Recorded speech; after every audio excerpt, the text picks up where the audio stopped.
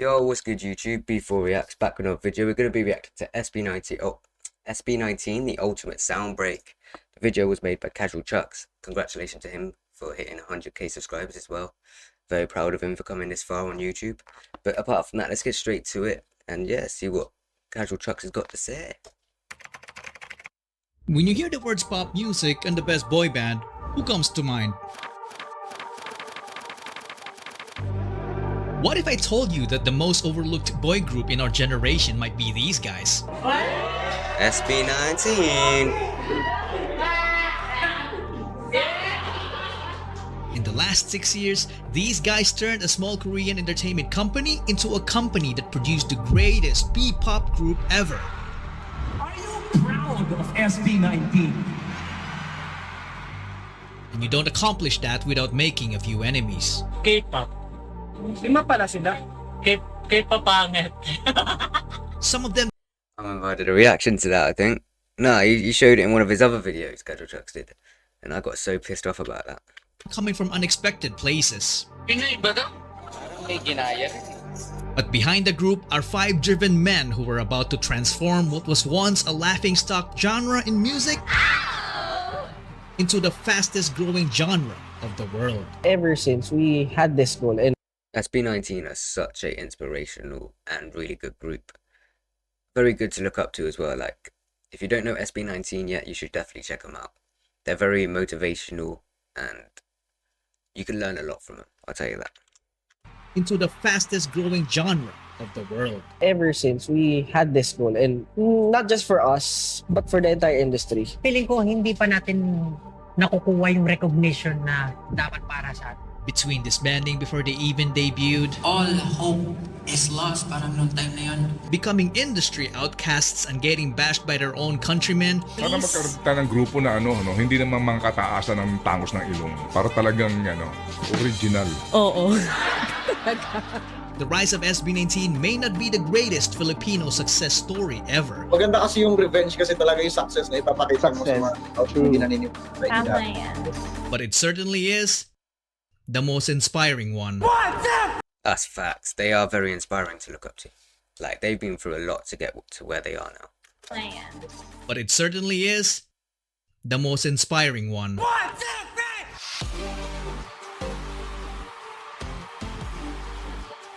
Oh, can we just shout out Casual Chucks for the edits? His edits are very on point. I love his edits, man. Keep it up. Keep it up for sure, man. The videos you make are just really good, top quality.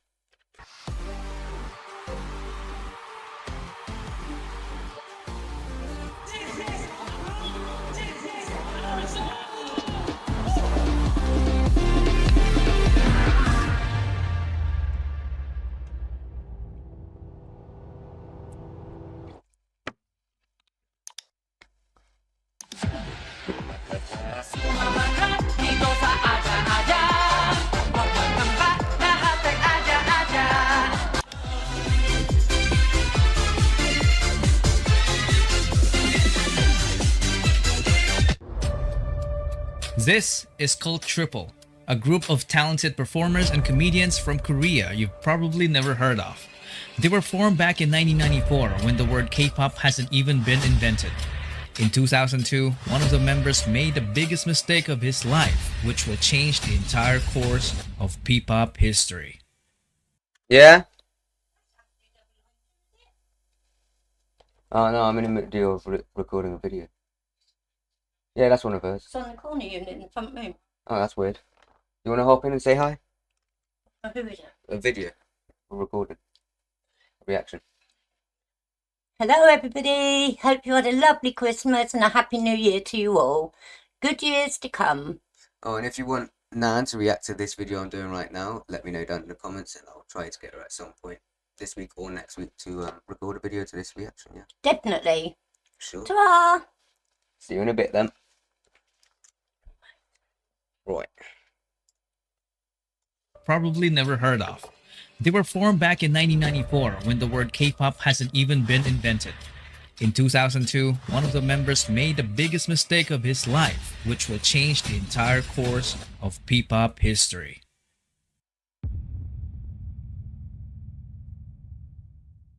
That member was Jong Song Han. It all started when he left the trio in 2002 to become an entrepreneur. Cult Triple became Cult 2. Most of their fans thought that Songhan's decision was a huge mistake because the remaining members started racking up different awards in the entertainment industry. If he only stuck around, he would have gotten those awards too. But So, my thoughts on this, where he left in 2002, and notice how the two boys ended up taking it as a duo, and they've been racking up rewards and shit. I think the guy left because he was money greedy, so he became an entrepreneur and thought that that would give him more success if he went that way.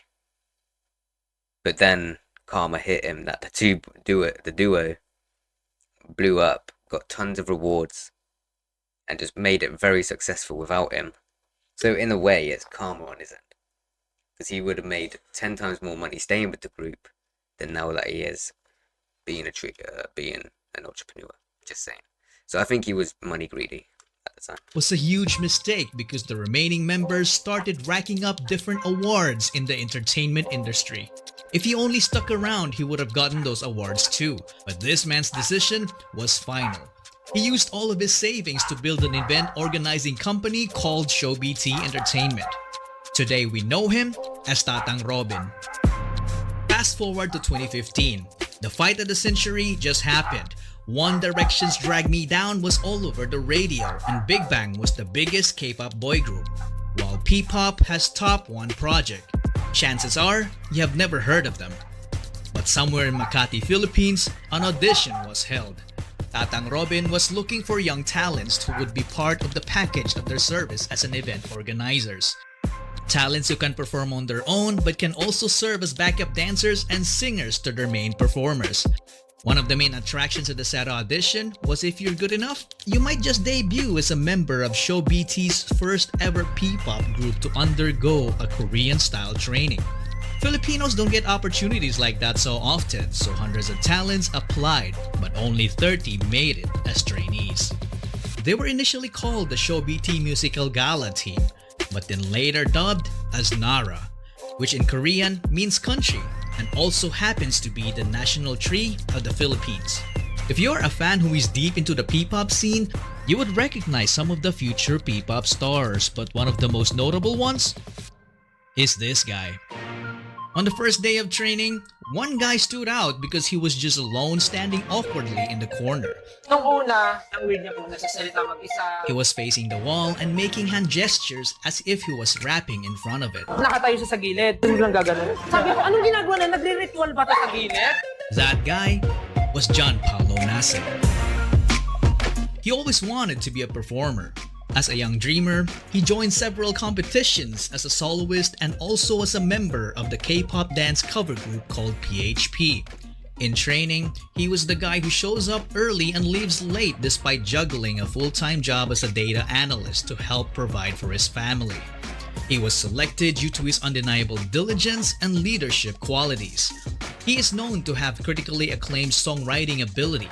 Some of my sources even said that he had already written dozens of songs at this time. He's also a badass rapper and was often called a genius, but consistently denied it because he claimed to be just a hard worker. This made him the destined leader of the group.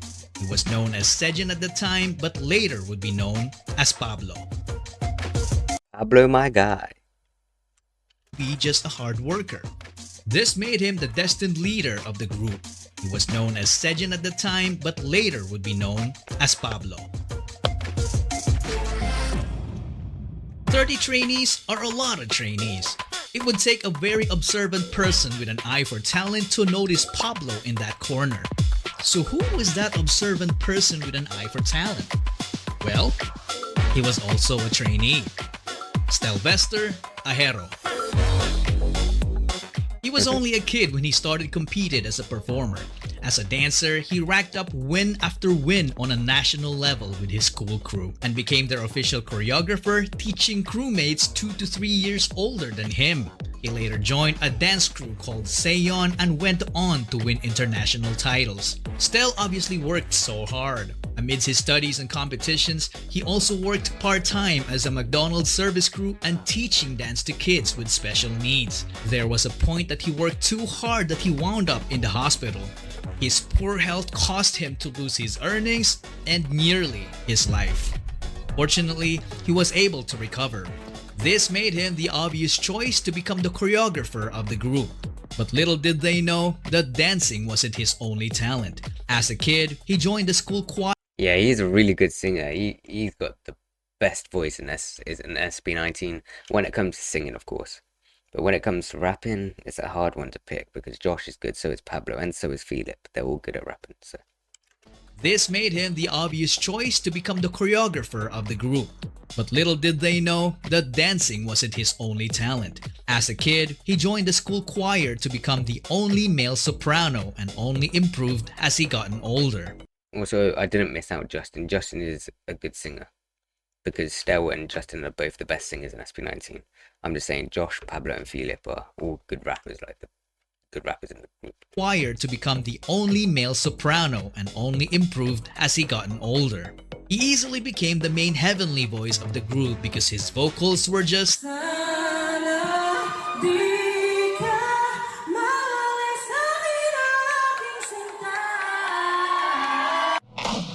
out of this world. Unlike Pablo, Stel was very friendly to everyone. In fact, one of his closest friends. You calling Pablo an aggressive guy now? A cocky bastard like, nah, fuck all of you. Yes, you're claiming Pablo to be like, I see how it is. Pablo, Stel was very friendly to everyone. In fact, one of his closest friends also auditioned and made it as a trainee. This friend is nothing to be trifled with because having the worst upbringing among the others made him the strongest when it comes down to pure guts and determination. Josh Cullen Santos. Josh Cullen is one of my favourite members in the group. I like all of them, but when it comes to Josh, I love his music. Like him as a solo artist, he's really good. He left home at the age of 16 and it was his decision. From growing up in a toxic environment to being physically abused as a kid by their nanny. I'm talking about getting poured candle wax all over their body. At an early age, he experienced what it felt like to be a member of a middle-class family that went rock bottom in just a matter of months. They get evicted from medium-sized apartments to increasingly smaller rooms. It came to a point when his family had nothing to eat with rice but ketchup and salt. They had no permanent address. Because of that, Josh and his sister dropped out of school multiple times, so they got bullied at school for being repeaters. Sometimes he would even get into fistfights for defending her. Josh had enough of this, so he decided to leave to become independent and started working as an internet cafe attendant. Using his own income, he took the alternative learning system to attain his high school degree. He initially had no background in performing. Not until he found Stel performing with his dance group called Seon. Josh became an instant fan, and when they connected, Stel became his mentor, which led to them becoming co-members, and they went on to win numerous K-pop dance cover competitions all over Asia. They even met BTS during one of their winning runs in Korea. So from champions to trainees, what else is in store for them?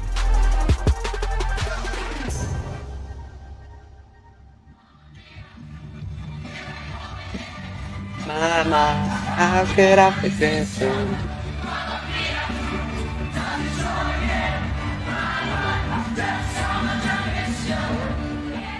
From then on, their lives became all about performing in small events and training.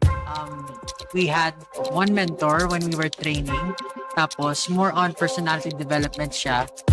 Tapos, presenting ourselves on stage. We had no idea that the Korean-style training they went through It's far, far from what they've been doing sa Korea. was nothing but a mere marketing strategy. But yung skill-wise, parang we were left on our own.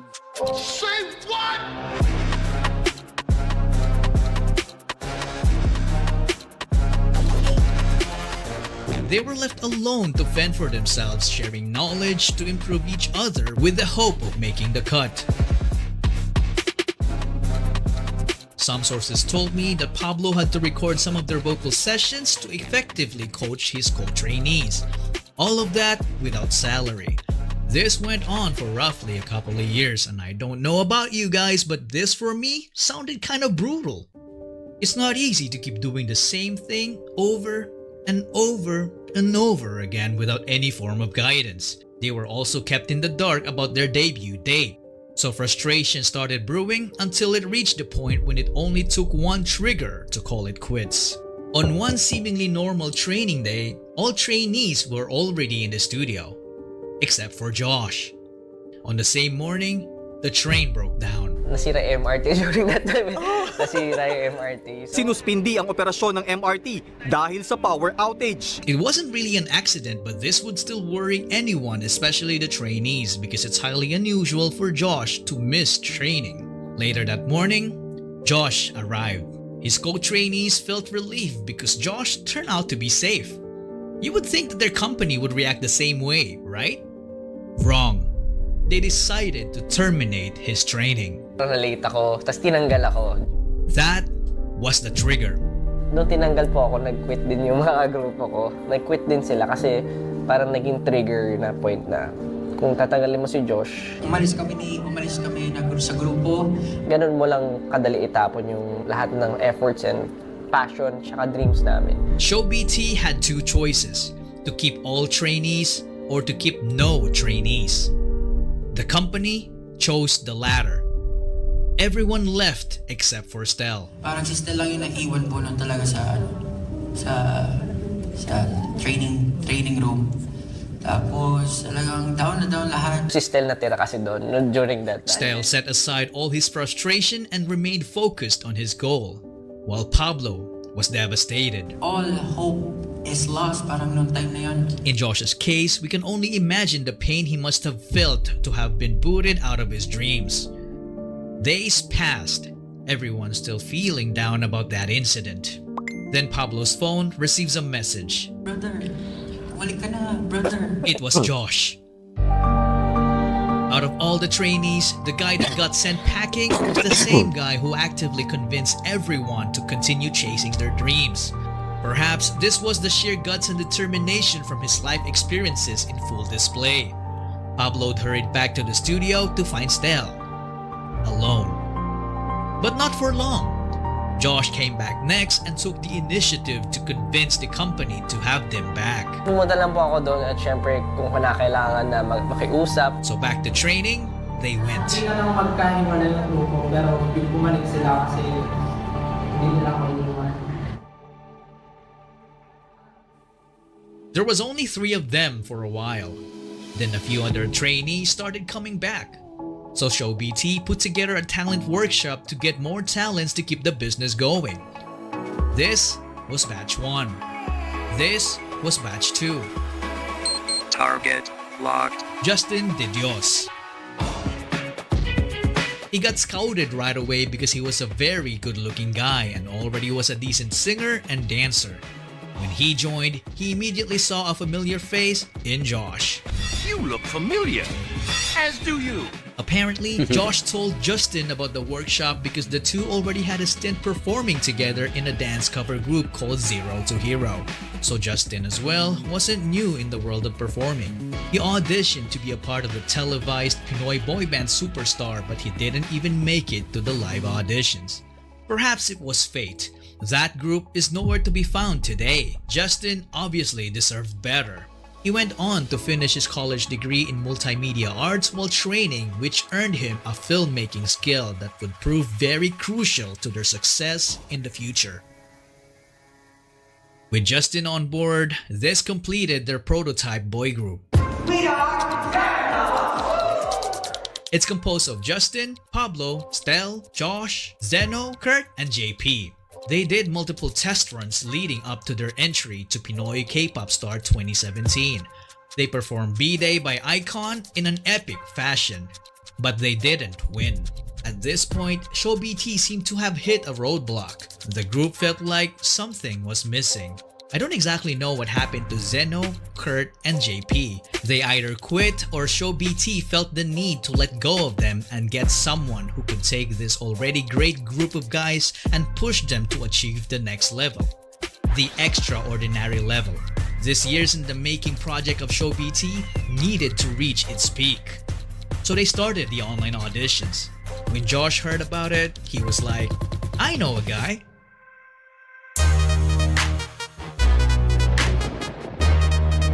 The guy he was talking about was a pain in his butt because their groups have clashed multiple times in their early dance competitions and their battles were always neck and neck. That guy's name? The demon himself, Philip. God, we all love Philip. Me and my missus love Philip to the core. I can't lie. My missus has Philip on repeat when it comes to his shit. But he's a demon of SB19. Like, he's low-key the demon in the group. And their battles were always neck and neck. That guy's name was Philip John Suson. He was such a specimen. He was so naturally gifted that excelling in sports looked like a walk in the park for him. He grew up in the church under the care of his grandparents. He was an artistic kid, so he was active as an editorial cartoonist in school. Nobody taught him how to play musical instruments. He taught himself by just listening to the music, so he ended up becoming a southpaw guitarist, but he later then fixed it as he learned more. He was also a gifted singer as a kid. Every time there was a family gathering, he was always forced to sing karaoke by his relatives. But when he hit puberty, he lost confidence in his voice because he could no longer hit high notes. But his confidence came back after being mentored by Pablo, who taught him how to harness his unique low voice that seemingly sounds like it came from the underworld. Hey.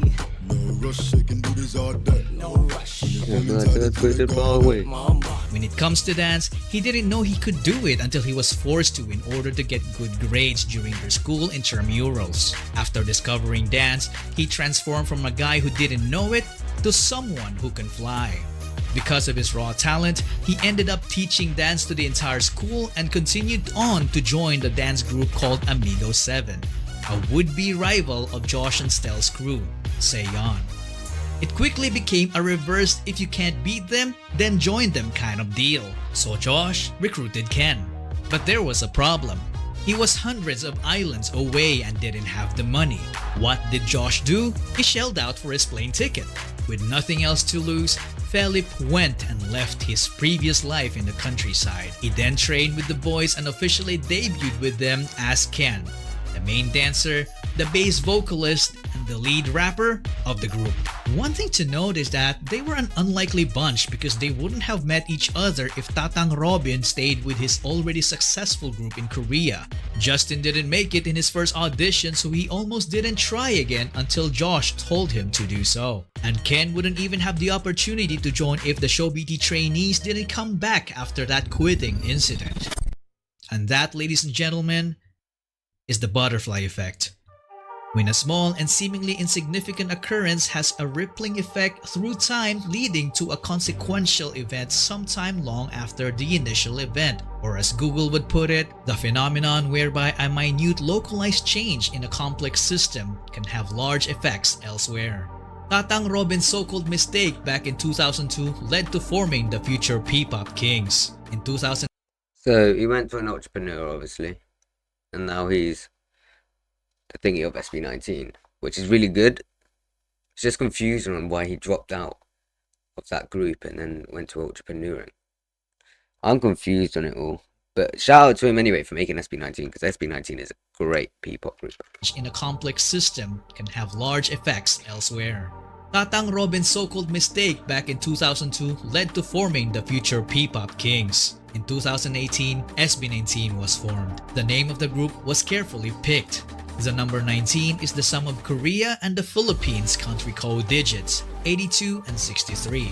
So 8 plus 2 plus 6 plus 3 is 19. If you subtract both numbers, you also get the same result. SB doesn't only mean Show BT. It is also about their ultimate goal for Pinoy sound to break into the music industry, which is fearlessly represented by this phrase: Soundbreak.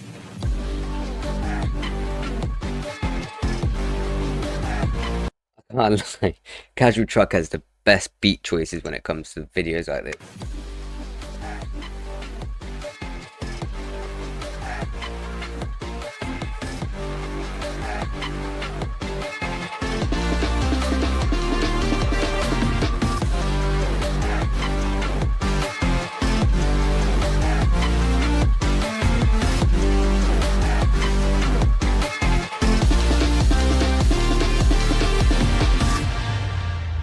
God damn.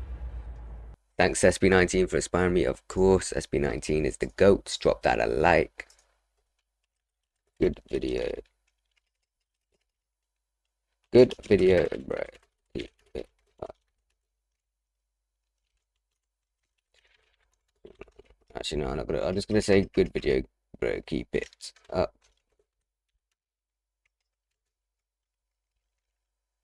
Congrats on 100k.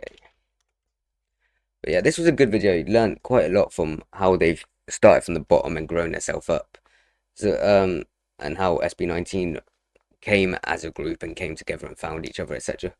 It's a really good video. It explains a lot about SB19. But if you want to check out the video yourself without any pauses, etc., the link will be down in the description below. But yeah, shout out to Casual Truck as well. Give Casual Truck a subscribe if you don't know him. Subscribe to him. Drop this video a like. Check out all of his other content as well. He makes really good content about SB19. So yeah, go check him out. Apart from that, if you like this video, please do like, subscribe, comment down below what I should be acting next. Apart from that, I'll see you in the next video. Peace.